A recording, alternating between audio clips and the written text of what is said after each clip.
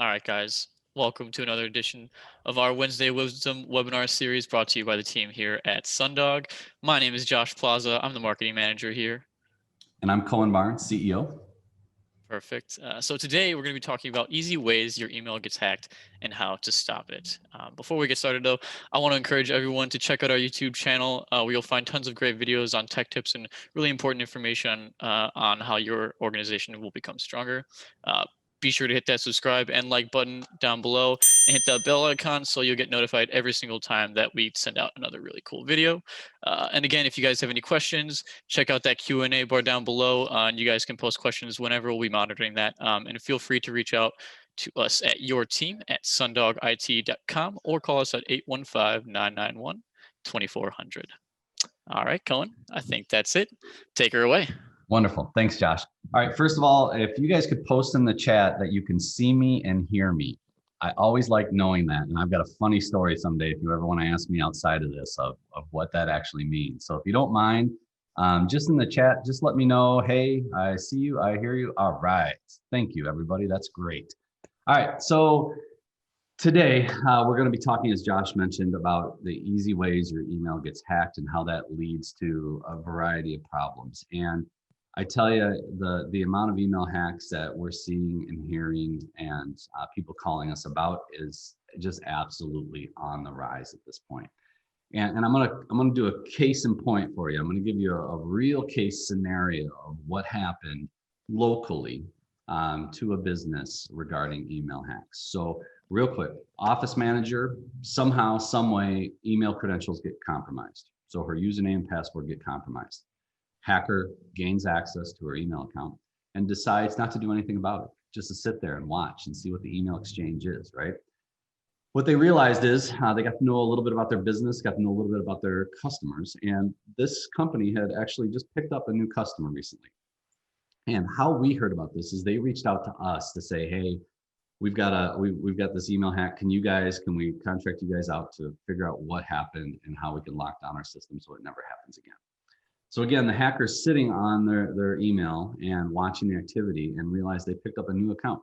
And the new account had a large project going on, lots of products, so the dollar amount was high. And what the hacker did was set up message rules that every time the client emailed the office manager, it would move it down into another folder within their Microsoft Outlook account. And the hacker would read those emails and move them back up into the inbox and mark them as unread. So the office manager has no idea this is happening, right?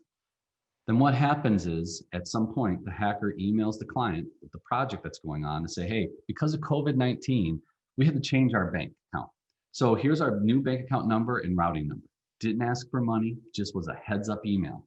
Now, why in the world COVID would make you change banks, but whatever, it was a neat excuse.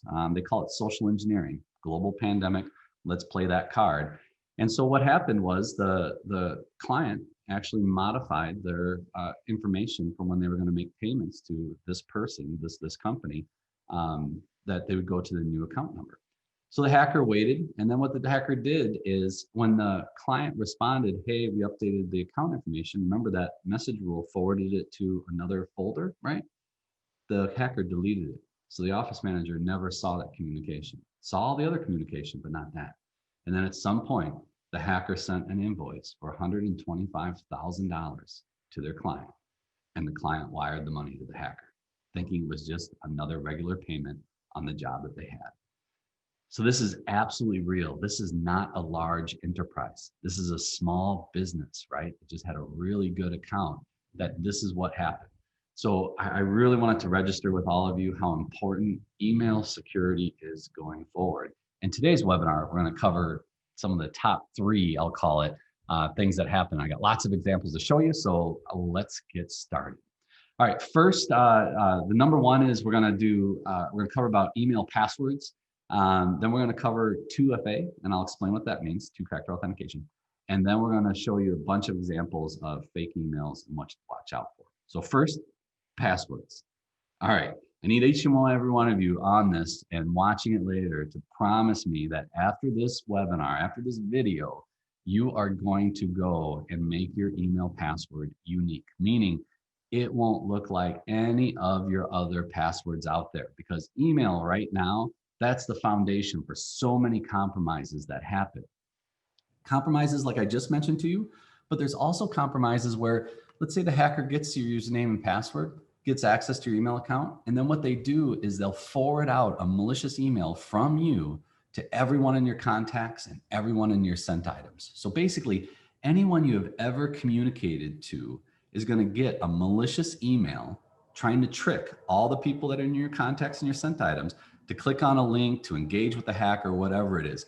And the problem with that is reputation damage, because you are going to have some of your own clients, some of your own contacts that are going to click on this stuff and they're going to get compromised. And they're going to look back to you and go, why'd you do that? You were the root of this.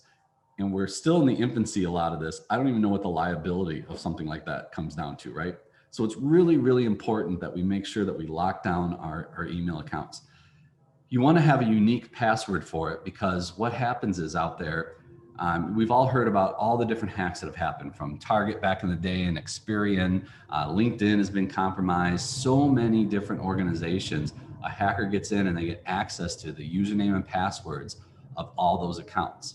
Well, what they do, the reason, so many people think, oh, a hacker is not going to come after me. We're too small. Why would they want to bother with XYZ company, right? You're right. They don't. But what they do is when LinkedIn gets hacked and they go on the black market of eBay, the eBay-like black market, right? And they buy 10,000 username and passwords. What they do is they plug it in a computer program, and that program goes out and tries Chase, tries Citibank, tries Office 365, tries QuickBooks Online, tries everything in their database to see if that username and password works. And you know what? Because most people don't create a unique email password, they're using the same one that they use for LinkedIn or Experian or for Target. And because they have it over here, now when they go to Microsoft 365 or whoever your email provider is, they go ahead and log in with those username and passwords and they get into your email. That's why it's so important that just make sure your email is a unique password that you don't use anywhere else. All right, off my soapbox on that one. So the other way, I know it gets so complicated trying to remember so many different passwords out there, and there's a few strategies for you. You can use passphrases. Passphrases are awesome. I walk to school, right? A sentence, there's spaces, capitalization, punctuation, just that alone is awesome. And then if you start swapping out O's for zeros and A's for the @ sign, your password now becomes an incredibly complex password, but it's really easy for you to remember. So that's a strategy you can have to coming up with diverse passwords. And then also password managers. We're going to be posting a tech tip video here in the next week on our YouTube channel that breaks down a lot of that. How do you come up with new passwords? What are some strategies that Josh and one of our engineers, Colin, hosted? So I'd highly encourage you to check that out. But ultimately, password managers like RoboForm, LastPass, there's a bunch of them out there. I'd highly recommend that you use those. And again, we've got a video on what a password manager is that we can deep dive in. But by all means, if you have any questions, you know how to get a hold of us if you're a client of ours. And if you're not a client of ours, as Josh mentioned, just email your team at sundogit.com or call us at 815-991-2400. And we're happy to discuss password managers with you or anything that we talked about today. All right, so passwords, walk away from this video. My email will be a unique password. Check, you're good to go. Second thing, 2FA, so two-factor authentication. I can't stress this one enough on how important it is. And, many of our clients are hearing from us right now. We're rolling through our entire client base, doing an audit of who has 2FA enabled and who doesn't. And then we're going to be reaching out to you to make sure we have 2FA enabled. So what that means is everyone in your organization, once we enable this, when they first log in to Microsoft Office, so their Outlook account, right? Whatever it is, when they log into their email, they're going to be prompted for a 6-digit code. And there's a variety of ways that code happens, but they have to put in that code in order to gain access to their email account. Why? All right. We talked about if a hacker gets your username and password, email username and password, and they plug it in. In this case, if they actually had your email, username, and password, and they go to Microsoft's portal and they plug it in, it'll log them in. Awesome. Hacker's excited, except it's going to pause because now it sent a 6-digit code to the cell phone of the user account, and they need that code in order to be able to type it in and finalize the login process. if the hacker does not have access to the cell phone, does not have access to the authenticator, does not have access to that 6-digit code, they cannot get into that particular email account. I know some of you are like, oh my gosh, I can't imagine trying to roll this out to my entire organization, or some of my users are frustrated with technology, or some of them don't even have smartphones. Shocking, but they're out there, right? We have ways of getting around that and setting up two-factor authentication for those that don't have access to the technology. So this is not a limiting factor for you to do it. I cannot stress enough how if you have two-factor authentication enabled for all your email user accounts at your organization, your email security went from here to here. That is one of the blocking and tackling cybersecurity, email security measures that we can implement. And our clients that don't have that enabled, like I said, we're doing an audit of everyone's account to figure out who has it, who doesn't, how many users do, how many users don't. And we'll be working with you to figure out how we're going to enable two-factor authentication throughout your organization. And if you're not a client of ours, by all means, again, you can reach out to us. We'd be happy to talk to you more about how we could help you enable two-factor authentication in your organization. So that's the key. So we covered email passwords, right? If you do that, huge, unique password for your email account, your security just went up. Another tip, two-factor authentication, man, it just went up to here. But then there's the final piece. Everything gets through, hacker gets through, your antivirus, your spam filtering, your anti-phishing, all that. And the email is actually sitting in someone's email user box. People, again, they call it social engineering. The hackers are getting really good at trying to trick people and really trying to make things look straight up legit. And what they're going to do is they're going to prey upon human weakness. It could be Amazon sending out an email 10 days before Christmas about there's a problem with your package, we need to log in. It could be an email from ADP saying, hey, there's a problem with your account. Payroll's not going to be able to process until you log in. Could be from QuickBooks, could be from anyone, right? Realize they're going to send this out to millions of email addresses. You could get one of these and go, well, I don't have QuickBooks. Awesome, delete it, right? But then what if you are someone that's in payroll, right? And you do use ADP and that email comes in, you're naturally going to go, oh my God, payroll's tomorrow. I got to take care of this. And you're going to do whatever the email says. What I'm here to convince you of is to pause before you click, right? Think before you click.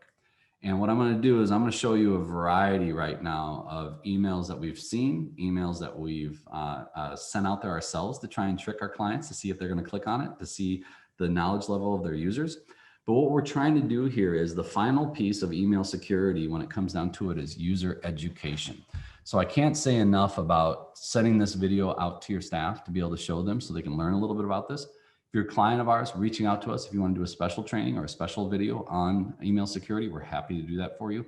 But user education is the final piece of the cybersecurity puzzle, right? So we need to be able to fit that piece in and complete that particular puzzle. And I'm going to show you right now what some of those things actually look like.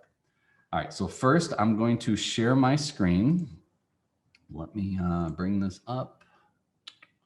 Boom. All right. Josh, if you can tell me if you can see my screen, that would be great. Yep, we're good to go. Okay, does it say iron scales in the upper left hand? Yes, sir. Perfect. All right. So, well, actually, I'm going to bring in Outlook. I want to show you something really cool. So all of our clients have this particular feature. And I'm going to bring my Microsoft Outlook over. And can you see my Outlook, Josh? Yep, we're good. All right, great. So if you all notice, I have a couple junk emails, potentially phishing emails, they call them.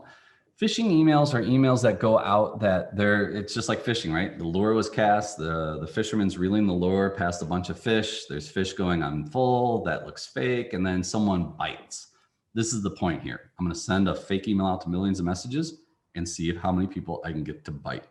So we've got a system that is awesome because not only is it specifically about trying to find phishing emails, right? These scam emails that are trying to trick people to give their username and passwords out there and stopping them at the root level, but it also gives the end user the ability to report a phishing email. And I'm going to show you how to do that. So one of our clients, if they got an email that just looks suspicious, right? Like this one here, I'm just not sure about it. They want me to click on a link. I don't know what the link is. I'm a little scared, or better yet, this one here where it's saying they're from China and they've got a great deal for me.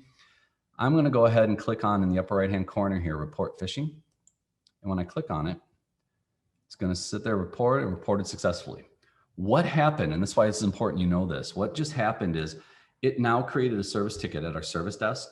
In a matter of minutes, one of my engineers is going to look at all those alerts coming in, verify that this email that I just reported is actually a phishing email, and then they're going to hit a button, and that email is going to get pulled out of my inbox.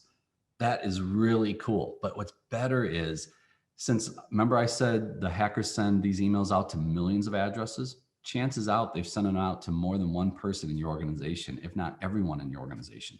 Once we identify it's a phishing email, we're going to pull it out of everyone's inbox. And what's cooler yet, if one of our clients reports an email that we identify as phishing, we are going to pull it out of every one of our clients' inboxes. So what that means is there are thousands of human beings out there that are Sundog clients that are reporting phishing emails. And once we're verifying it, we're removing them from our entire client base. So not only do we have the power of artificial intelligence, AI, right, trying to identify phishing emails, we've got thousands of human beings doing the same thing too. And all what they have to do is click report phishing, and this whole system happens as part of a process, which is really, really cool. So one thing I want to cover too, just like an email tip, if you look at the top here where it says, click to download pictures, if you notice in Microsoft Outlook, and this is a great feature, some people think it's annoying, but it's a great feature. Right here, there's a picture that this person has, or it's probably an image when it comes down to it. And Outlook blocks access to it. The reason Outlook does that is that picture is actually hosted on this spammer's website. And when the spammer sends me this picture, a program creates a digital code essentially that if my email address opens that picture, that spammer or that hacker knows my email address is not only a valid email address, but I actually engaged with their email. Outlook, by hiding that message, the hacker or the spammer has no idea that I actually opened their email. So this is a huge, huge feature that I highly recommend you leave enabled.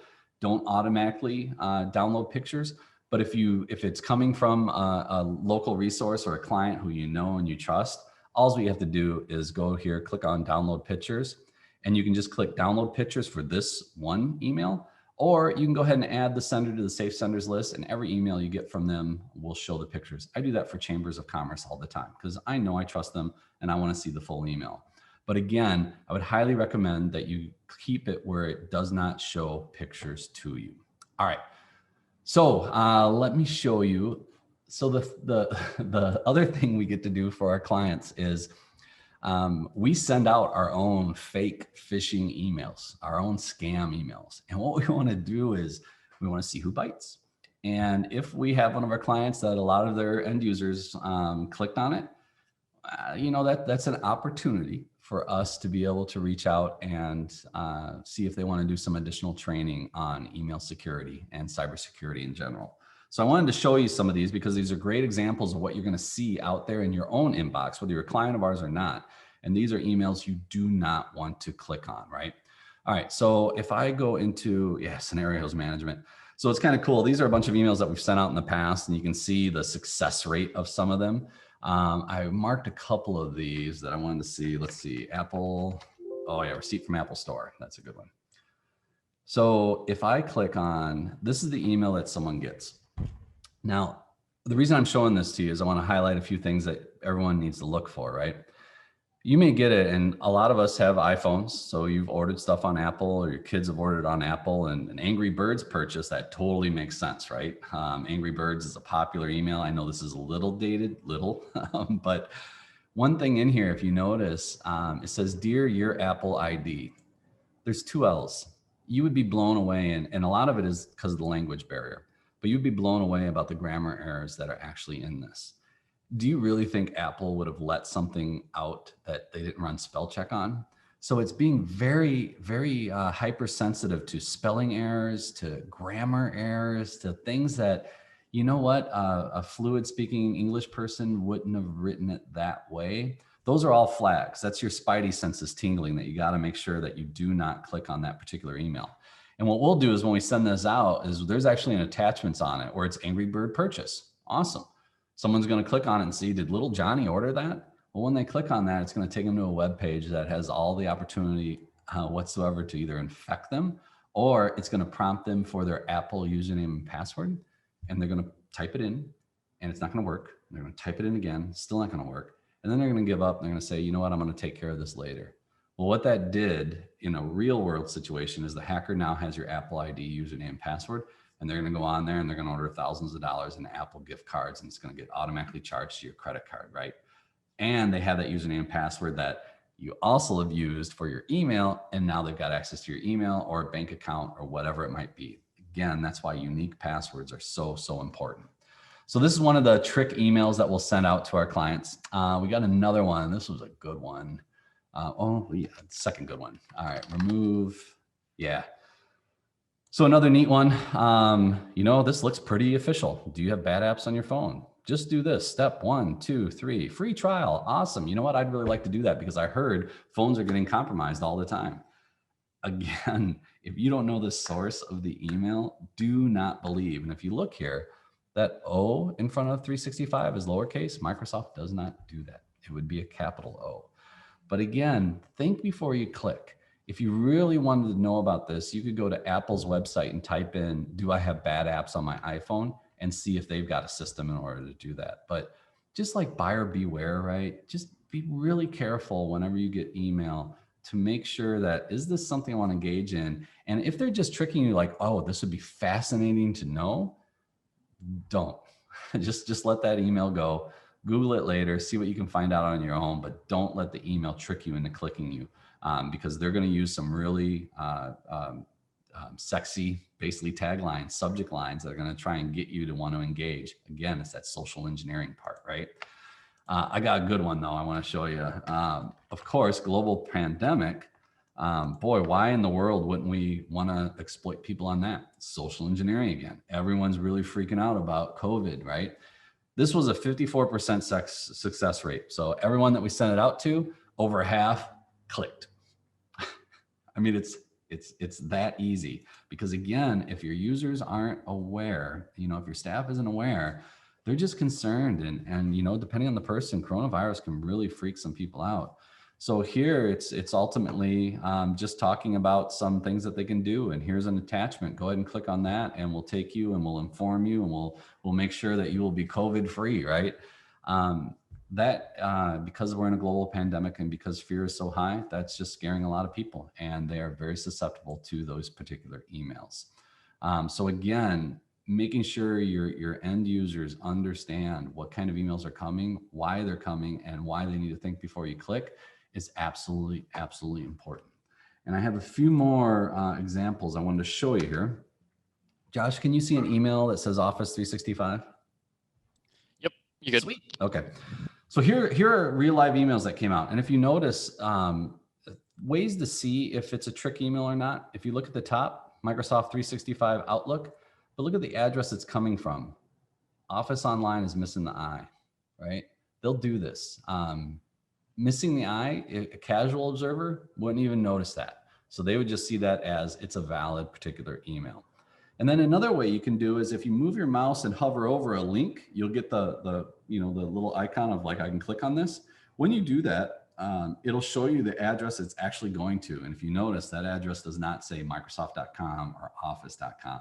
It's taking you somewhere completely separate. So they'll make it look absolutely real with Microsoft's colors, Microsoft's fonts, all those things. Here's one from Chase, right? This was an email that was mobile friendly. So, hey, there was a problem with your Chase username and password. We need you to log in to verify and secure your account. When you clicked on the link, it brought you to this website that looked just like Chase. If you see the one on the left here says legitimate, that's what the Chase actual mobile login website looked like. When you clicked on the link, it sent you to this site. It looked just like the real one, except it wasn't. So when someone put in their username and password and it failed, they put it in again, it failed, they did it again, it failed. They're gonna like, okay, I'm gonna take care of it when I get home. But what happened now is the hacker has the username and password, and they are rapidly transferring funds out of your Chase account into one of their accounts while you are waiting till you get home to take care of that. So again, they're going to be very, very tricky. Here's an Amazon one that is perfect example of social engineering. You know, hey, we've got strongly reason to believe your account has been used by someone else. Well, Christmas time, people, it's a global pandemic, times are tight right now for a lot of people. You want to make sure that your account's locked down. So what are you going to do? You're going to click on that and you're going to log into your Amazon account to be able to secure it. Problem is they're going to take you somewhere else that was not Amazon. And again, when you hovered over it, it took you to redirect.kuriskdj.com or whatever it is. And if you look up here, the from address, management@mazoncanada.ca, not Amazon. These are the things that they're doing. They're just preying upon you making quick decisions, right? And again, that's where it goes, think before you click. Microsoft OneDrive, same thing. Email comes in, a contact from your address book just shared new important documents with you. Oh my gosh, I better check that out, because you might have been engaging with someone that had OneDrive and they were actually sharing documents with you. Again, think before you click when you get into it. Just another one, someone may have accessed your account. It looks like someone accessed your Facebook account. To secure your account, you'll need to answer a few questions. Man, that seems straight up legit. Button says secure your account now. Of course I'm going to secure it. Click on it. They're going to take you to a place that looks like Facebook, but it's not Facebook's website. And they're going to try and get your Facebook username and password and then leverage that for access into more of your online accounts. Again, watch out for email attachments that come in. This was a real email from someone locally. He actually did click on it. And when he did, that gave them access to his account, and an email was sent out to all of his contacts, like I told you before, and all the people in his sent items. And that ultimately caused them all to get a malicious email, which was not good for this particular person's reputation. And it was an insurance agent, so he had a lot of contacts in the area, right? The other last thing is whaling. The other thing you have to be very careful of is you will get some emails. We're seeing more and more of these where someone actually went online. This is a human being doing it.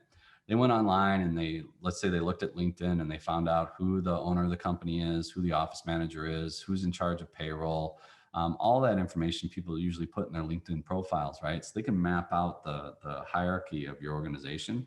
And then what they're going to do, like in this example, kingplastics.com, they're going to register a domain name King Plastics with 2 S's. Again, you're not going to see it because you're just going to glance over it. And they're going to send an email directly to Aubrey in this instance, right? Because they know Aubrey's in charge of finance. And they're going to say it's from Isaac, which let's say is the CEO of the company. And because it's coming from the domain and it's got his name in it, you'd be amazed how many people have actually engaged, had a whole conversation and executed on wiring money, buying gift cards, a whole wide variety of things that they've done because they were tricked by some of these simple email hacks. Here's a local one too. This is the DeKalb County Economic Development Corporation, sent to Paul Borick, or from Paul Borick to Karen, office manager. Hey, need a quick financial chore taken care of right now. And in the process of doing that, it was great. She had attended one of our trainings like this, and she called me instantly and said, is this one of the emails you were talking about? And I was like, yes, Karen, ignore it completely. And she did. It was great. But because it's right now from the boss, a lot of people just bite and they'll have a dialogue back and forth and they'll go ahead and execute on whatever it was that that particular person needed. So we have to be very, very careful. Another one, this was to one of my salespeople from me, but you notice this email address is not my email address. So she forwarded that to me saying, hey, check this out. They're trying to trick me. So they're coming fast and furious at this point. And your end users, if they're not informed, will not know how to go ahead and stop from getting tricked and being clicking on one of those emails or anything like that. Boy, I just threw a lot of information at you. We always try to keep these at a half hour. Josh, I don't know if there's any other questions out there. I know this was pretty straightforward. So I don't know if there's any questions. Yep, doesn't look like we have any. You pretty much covered everything. All right. So with that, I'm just going to say thanks, everyone. I really appreciate it. And Josh, I don't know if you want to wrap us up. Yep. Yeah, thanks for everyone for coming again. Don't forget to visit our YouTube channel, hit that subscribe button and like the video if you're watching after the fact. Cohen, thank you so much for your time today. Be sure to check in again next month where we're going to be doing another Wednesday Wisdom webinar series. Take care, everyone. All right. Take care, everyone. Have a good one.